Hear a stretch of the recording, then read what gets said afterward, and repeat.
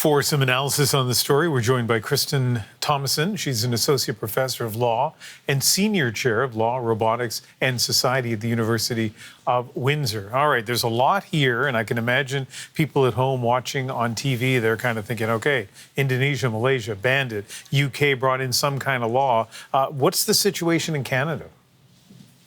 As far as we've seen publicly, what has sort of been announced is that there are discussions taking place, but there's no expectation that Canada would ban the app. There has been some law attempted around making platforms more responsible for the things that happen. The Online Harms Act was under consideration, but it died on the order paper when the election was called, and we're waiting to see if that'll come back. How concerned should we be about what Grok apparently can do?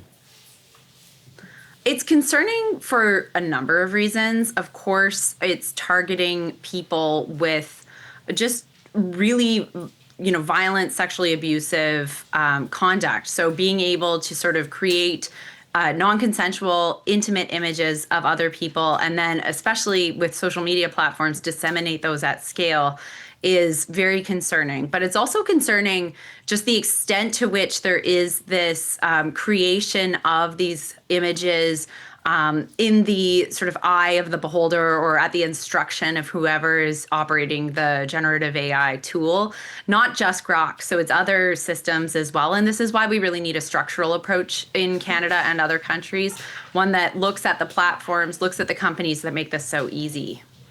So one thing I'm always curious about, and I feel this comes right into your wheelhouse of expertise, is how much power does a country like Canada have when it's up against these tech giants, in this case, X and Grok, owned by the richest person in the world? Can Canada bring in a law that would protect people when it comes to Grok? I think there is more normative power than maybe, we give credit to smaller countries like Canada for holding.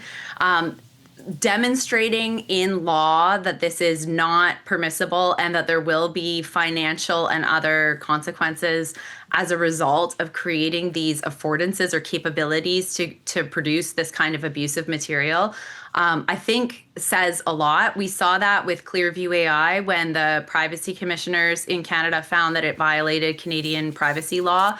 The company's not operating here. Yes, it's still operating, but there is an important message that comes through when countries take these measures. And I think when we're talking about child sexual abuse material, when we're talking about non-consensual intimate images and the kind of threats that come from that, it's really important to, at the very least, send that message that the government is trying to do something. So there's the state and its power to make laws, but then there are individuals who maybe collectively have a lot of influence as well. Any suggestions as to what we ought to do or what responsible users of these platforms should do? Yeah, it is. It's an architectural or a structural problem. So it does need that kind of structural response, like a legal response. But at the same time, we as individuals do have a lot of influence and power, including through setting these social norms.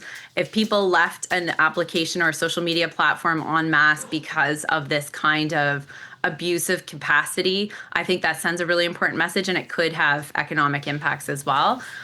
Resisting using different platforms that don't align with somebody's values, I think, is a really strategic approach. But in the end, I also think that putting pressure on governments or having expectations for governments and courts to take measures to allow for a more systemic response to this kind of problem is really going to be important as well. Kristen Thomasen is an associate professor of law and senior chair of law, robotics, and society at the University of Windsor. I appreciate your analysis. Thank you. Thanks for having me.